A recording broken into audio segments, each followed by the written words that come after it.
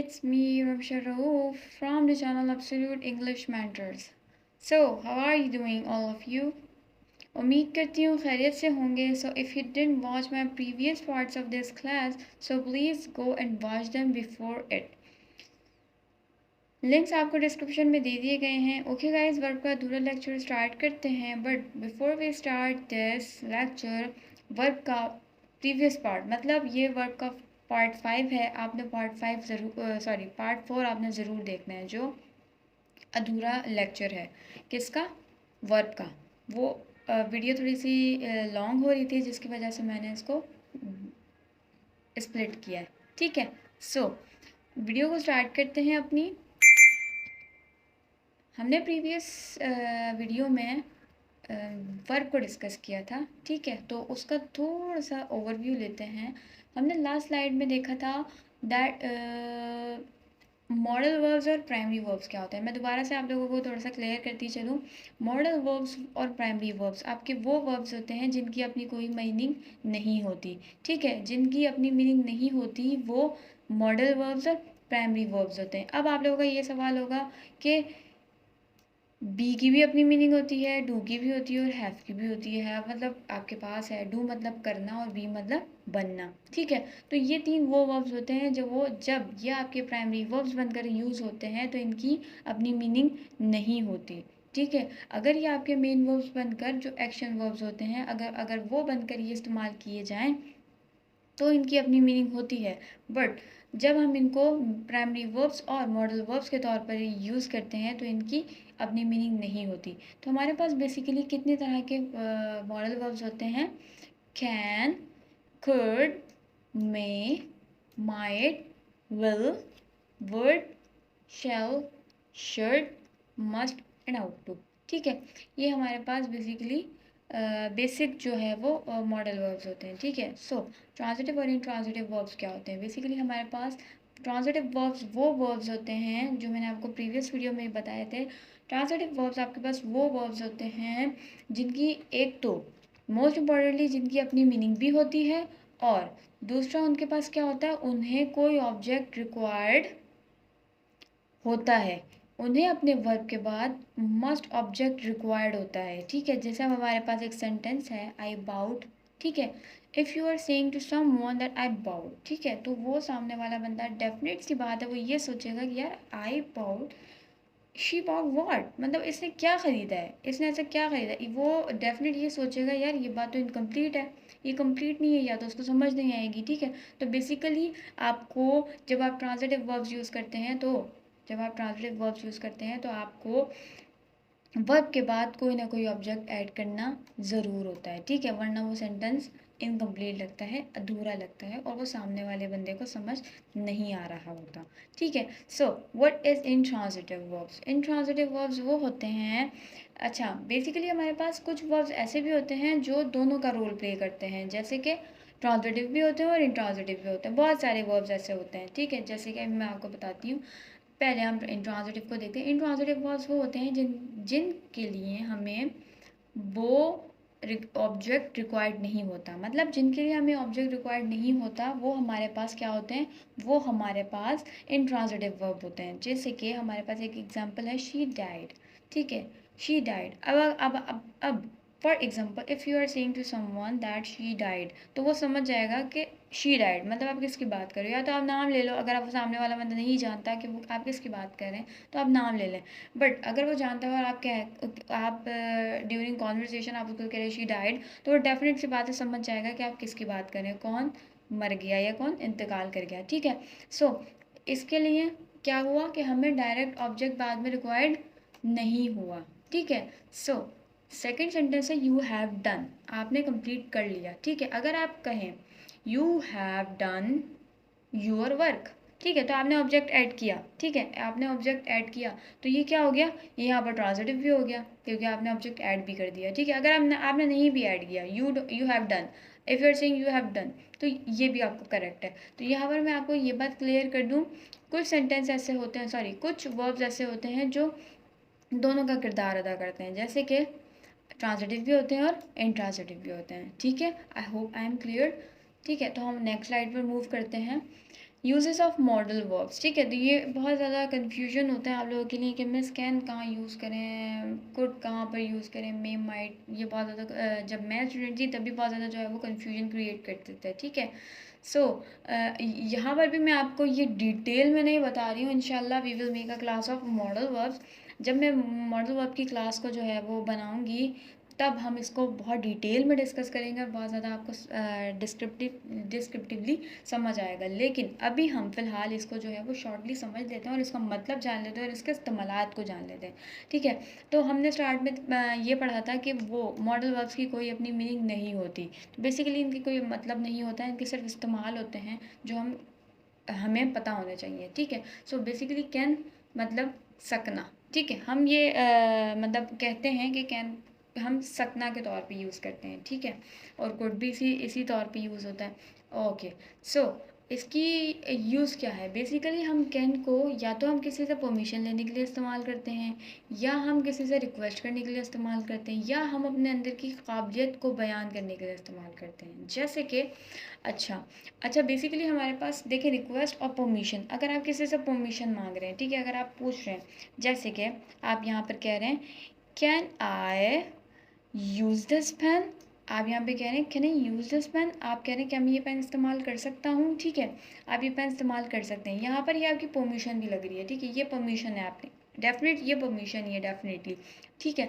लेकिन अगर आप इसके आगे ऐड कर दें please, can I use this pen please, ठीक है, अगर आप ऐड कर दें क्या please, can I use this pen please, इस तरह से आप लिख दें can I use this pen please. So ये आपका क्या हो गया, रिक्वेस्ट हो गया, ठीक है। सो देखिए एक ही सेंटेंस से आपने रिक्वेस्ट भी किया, कैन से आपने रिक्वेस्ट भी किया, आपने परमिशन भी ऐड की, ठीक है। अब एबिलिटी की बात करते हैं, ठीक है। आप यहाँ पर आप यहाँ इस सेंटेंस में आप क्या करें, आई कैन डू दिस, मैं ये कर सकता हूँ, ठीक है। आप अपने अंदर की काबिलियत को बयान करें कि मैं ये कर सकता हूँ, ठीक है। सो ये हो गई आपकी काबिलियत और ये दोनों आपके यहाँ पर कवर हो गए, परमिशन और रिक्वेस्ट, ठीक है guys. Okay, so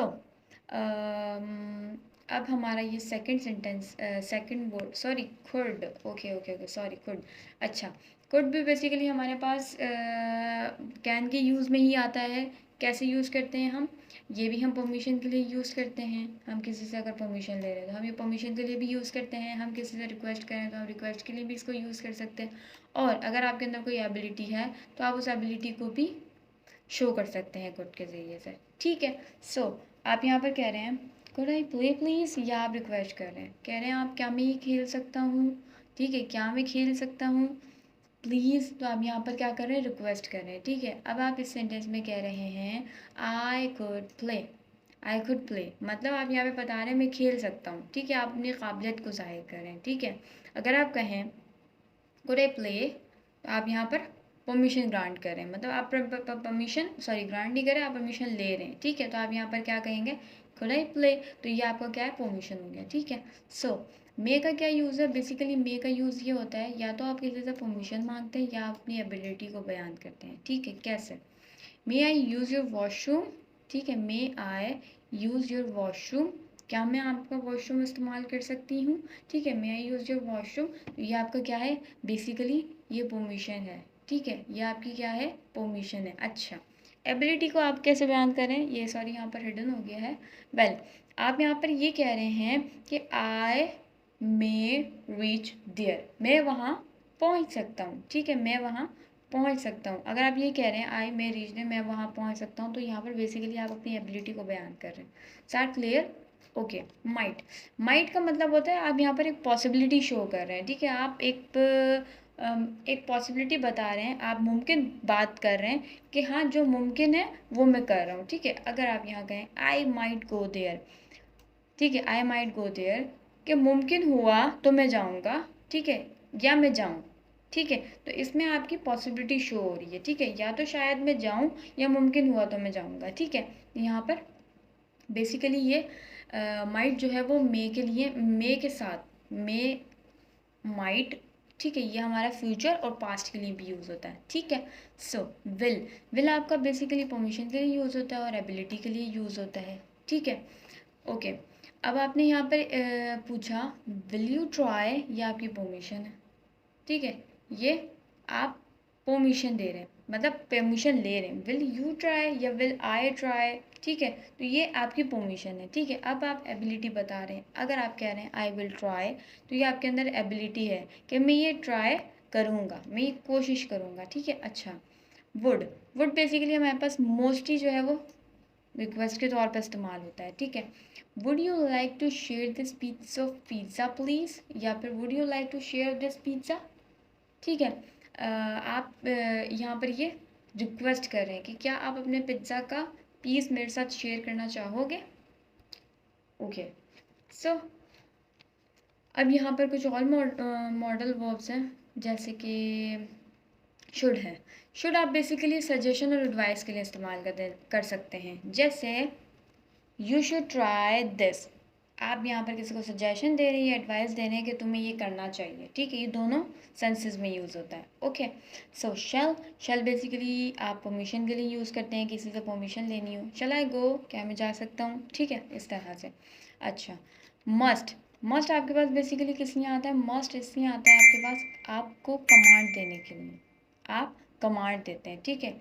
I must visit that area, मुझे वो एरिया ज़रूर विज़िट करना ही पड़ेगा, ठीक है, मुझे वो एरिया विज़िट करना ही पड़ेगा या ज़रूर करना ही पड़ेगा, ठीक है। इसमें आप अगर गौर करें तो इस सेंटेंस में एक कमांड है, एक आपने एक कमांड जारी कर दी है कि मुझे ये करना ही पड़ेगा, ठीक है।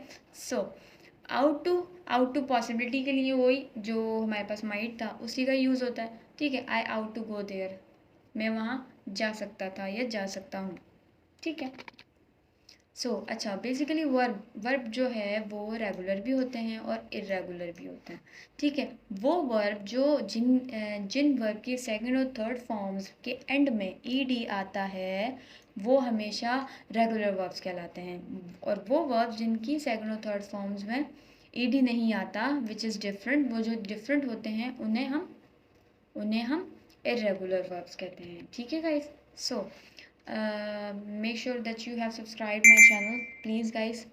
If you didn't subscribe it, so please subscribe my channel and like this video if it will be, मतलब ये अगर आपके लिए बेनिफिशियल रहेगी तो प्लीज़ इसको ज़रूर सब्सक्राइब कीजिएगा मेरे चैनल को, एंड इस वीडियो को लाइक भी ज़रूर कीजिएगा, ठीक है।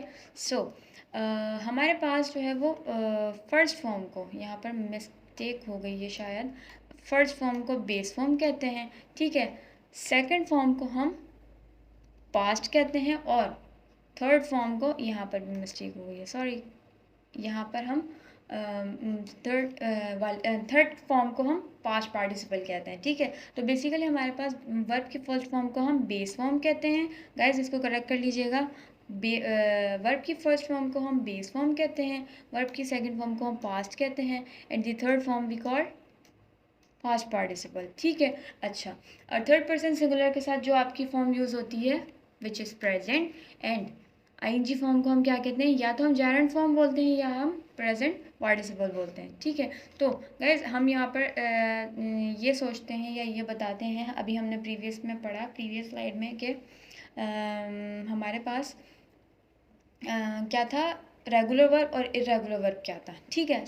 हम यहाँ पर पता करते हैं कि रेगुलर और इरेगुलर वर्ब क्या है। देखें बेसिकली गो है, यहाँ पर हमारा फर्स्ट वर्ब लिखा हुआ है गो, गो, वेंट, वेंट, मतलब इसकी सेकंड और थर्ड फॉर्म क्या है, ईडी पर एंड नहीं हो रही है, ईडी पर एंड नहीं हो रही है, डिफरेंट है, तो ये क्या है, इरेगुलर वर्ब है, ठीक है। अच्छा, वर्क, अभी हम इन दोनों को नहीं देख रहे हैं, ठीक है, अभी हम सिर्फ सेकंड और थर्ड फॉर्म को देख रहे हैं, ठीक है। वर्क, वर्कड, वर्क, तो ये हमारे पास क्या है, सेकंड और थर्ड फॉर्म कहाँ पर एंड हो रही है, ईडी पर एंड हो रही है, तो ये क्या है, रेगुलर वर्ब है, ठीक है। अच्छा, डू, डिड, डन, नहीं हो रही, सेकंड और थर्ड फॉर्म जो है वो ईडी पर एंड नहीं हो रही, तो क्या है, इरेगुलर वर्ब है, ठीक है। लुक, लुक, लुक, ये भी क्या है, रेगुलर वर्ब है, क्यों, क्योंकि सेकंड और थर्ड फॉर्म कहाँ पर एंड हो रही है, ईडी पर। सी, सॉ, सीन, इरेगुलर वर्ब है, ठीक है। तो आई विश के जो है आप लोगों को डिफरेंस पता लग गया और रेगुलर और इरेगुलर वर्ब में, ठीक है। सो गाइज वो फॉर्म्स वर्ब की जो थर्ड पर्सन सिंगुलर के साथ यूज़ की जाती है, बेसिकली वो हमारे प्रेजेंट टेंस में ज़्यादा यूज़ की जाती हैं, ठीक है। तो वो वर्ब की फॉर्म्स जिन्हें हम थर्ड पर्सन सिंगुलर के साथ इस्तेमाल करते हैं वो प्रेजेंट कहलाती हैं। एंड वो वर्ब की फॉर्म जो कंटिन्यूस में यूज़ होती हैं लाइक प्रेजेंट सिंपल, उसको सॉरी जेरंड फॉर्म जिसको हम आईएनजी फॉर्म भी कहते हैं, वो क्या कहलाती हैं, प्रेजेंट पार्टिसिपल। सो ये थी आज की वीडियो गाइस। अगर आप लोगों को आज की वीडियो में कुछ नहीं समझ आया हो तो प्लीज़ कमेंट करके ज़रूर पूछिएगा। एंड इस वीडियो को करते हैं एंड, और अपना बहुत ज़्यादा ख्याल रखिएगा। But make sure, please guys make sure that you all have subscribe my channel. If you didn't subscribe, अगर आपने सब्सक्राइब नहीं किया है तो प्लीज़ मेरे चैनल को ज़रूर सब्सक्राइब करें। I really need your support guys. तो हम मिलते हैं नेक्स्ट वीडियो में इंशाल्लाह। तब तक अपना बहुत ज़्यादा ख्याल रखिएगा। अल्लाह हाफ़िज़।